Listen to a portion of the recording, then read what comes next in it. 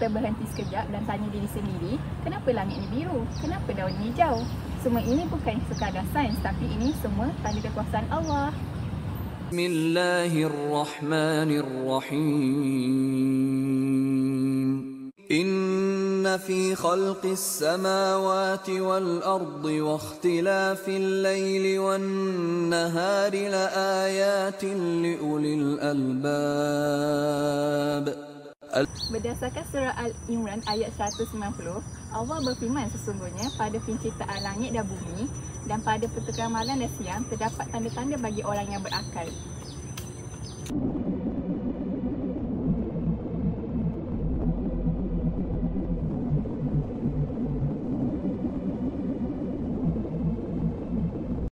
Tanda-tanda ini bukan sekadar dilihat, tapi untuk difikir, direnung dan difahami. Jom kita hayati keindahan alam ciptaan Allah sama-sama.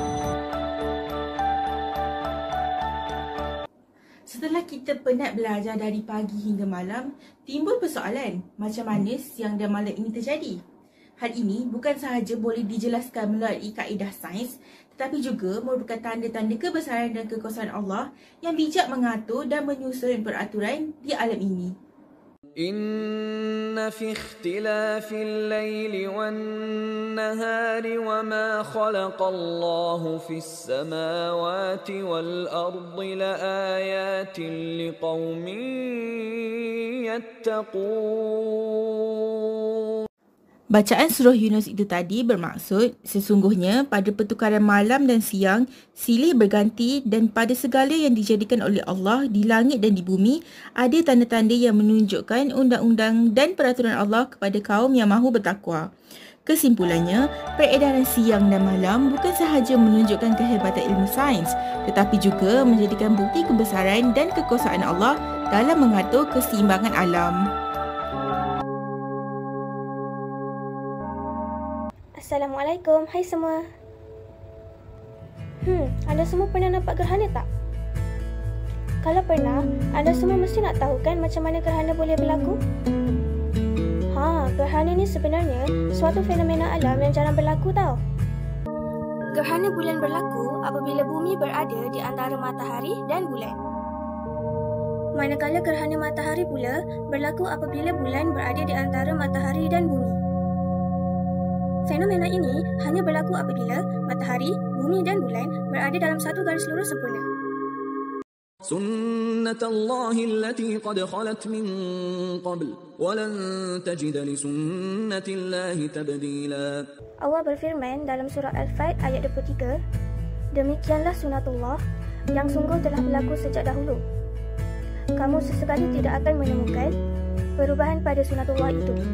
Fenomena gerhana berlaku mengikut aturan yang telah ditetapkan oleh Allah Subhanahu Wa Taala yang dikenali sebagai sunatullah. Tiada sesiapa yang mampu untuk mengubah aturan Allah ini. Ini menunjukkan tanda kebesaran Allah Subhanahu Wa Taala dalam mengatur alam semesta dengan sempurna. Fenomena seperti gerhana sememangnya luar biasa dan ianya membawa makna yang besar. Namun, sedarkah kita bahawa bukan hanya sekadar fenomena gerhana yang membawa makna? Kadangkala, rahmat dan kebesaran Allah hadir dalam bentuk yang lebih lembut, lebih dekat. Contohnya, seperti titisan hujan yang turun dari langit. Pernahkah kita menatap langit gelap dan tiba-tiba terasa titik-titik hujan turun ke bumi? Kita menutup kepala berlari mencari teduh. Tapi, pernahkah kita benar-benar berfikir, siapa yang menurunkan hujan?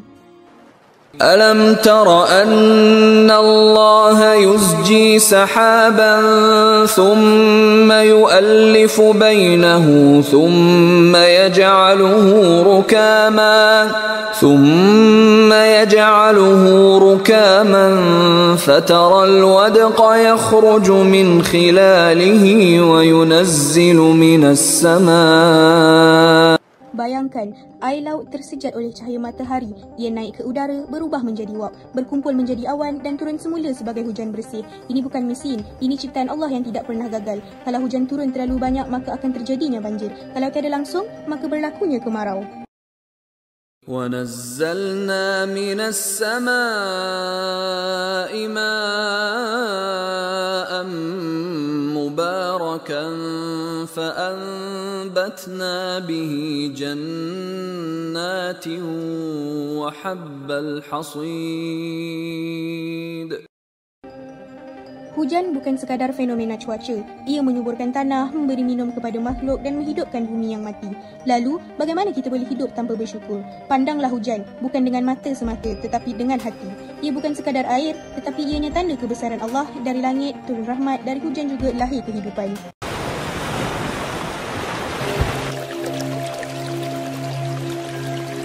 Setiap fenomena yang berlaku seperti siang dan malam, gerhana, hujan yang turun adalah bukan berlaku secara rawak, tetapi ia adalah menunjukkan kekuasaan Allah yang mengatur segalanya dengan penuh hikmah dan ketelitian. Bismillahirrahmanirrahim.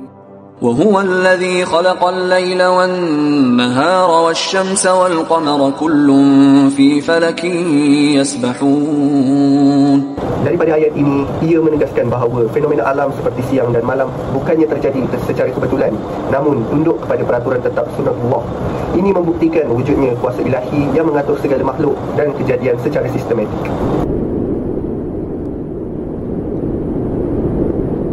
Kita melihat alam setiap hari, tetapi sejauh manakah kita benar-benar memahaminya? Alam ini bukan hanya wujud secara kebetulan, namun merupakan bukti nyata kebesaran Allah Subhanahu Wa Taala. Segala pergerakan, keseimbangan dan juga keindahannya adalah zikir yang tidak pernah berhenti menjadi tanda bagi mereka yang mahu berfikir. Jadi, kami sebagai pelajar sains, semakin kita menyelami keajaiban ciptaan ini, semakin kita sedar bahawa ilmu dan iman tidak boleh dipisahkan. Jadi semoga dokumentari ini menjadi penggerak untuk kita semua agar lebih menghargai, menjaga dan juga menghayati ciptaannya. Sekian daripada kumpulan kami berkenaan video dokumentari ini. Assalamualaikum warahmatullahi wabarakatuh.